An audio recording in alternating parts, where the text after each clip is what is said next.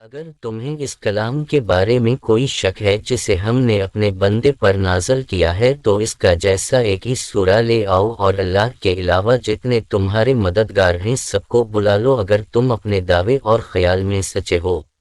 اور اگر تم ایسا نہ کر سکے اور یقینا نہ کر سکو گے تو اس آگ سے ڈرو جس کا ایندھن انسان اور پتھر ہیں اور جسے کافرین کے لیے مہیا کیا گیا ہے۔ پیغمبر، آپ ایمان اور عمل صالح والوں کو بشارت دے دیں کہ ان کے لیے ایسے باغات ہیں جن کے نیچے نہریں جاری ہیں۔ انہیں جب بھی وہاں کوئی پھل دیا جائے گا تو وہ یہی کہیں گے کہ یہ تو ہمیں پہلے مل چکا ہے، حالانکہ وہ صرف اس کے مشابہ ہوگا اور ان کے لیے وہاں پاکیزہ بیویاں بھی ہوں گی اور انہیں اس میں ہمیشہ رہنا بھی ہے۔ اللہ اس بات میں کوئی شرم نہیں محسوس کرتا کہ وہ مچھر یا اس سے بھی کمتر کی مثال بیان کرے۔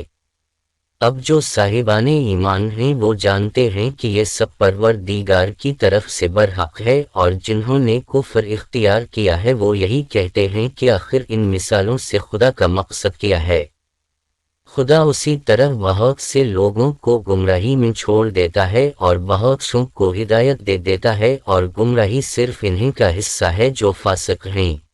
جو خدا کے ساتھ مضبوط عہد کرنے کے بعد بھی اسے توڑ دیتے ہیں اور جسے خدا نے جوڑنے کا حکم دیا ہے اسے کاٹ دیتے ہیں اور زمین میں فساد برپا کرتے ہیں۔ یہی وہ لوگ ہیں جو حقیقتاً خسارہ والے ہیں۔ آخر تم لوگ کس طرح کفر اختیار کرتے ہو جبکہ تم بے جان تھے اور خدا نے تمہیں زندگی دی ہے اور پھر موت بھی دے گا اور پھر زندہ بھی کرے گا اور پھر اس کی بارگاہ میں پلٹا کر لے جاؤ گے۔ وہ خدا وہ ہے جس نے زمین کے تمام ذخیروں کو تم ہی لوگوں کے لیے پیدا کیا ہے۔ اس کے بعد اس نے آسمان کا رخ کیا تو 7 مستحکم آسمان بنا دیے، اور وہ ہر شے کا جاننے والا ہے۔ اے رسول، اس وقت کو یاد کرو جب تمہارے پروردگار نے ملائکہ سے کہا کہ میں زمین میں اپنا خلیفہ بنانے والا ہوں، اور انہوں نے کہا کہ کیا اسے بنائے گا جو زمین میں فساد برپا کرے اور خونریزی کرے جبکہ ہم تیری تسبیح اور تقدیس کرتے ہیں، تو ارشاد ہوا کہ میں وہ جانتا ہوں جو تم نہیں جانتے ہو۔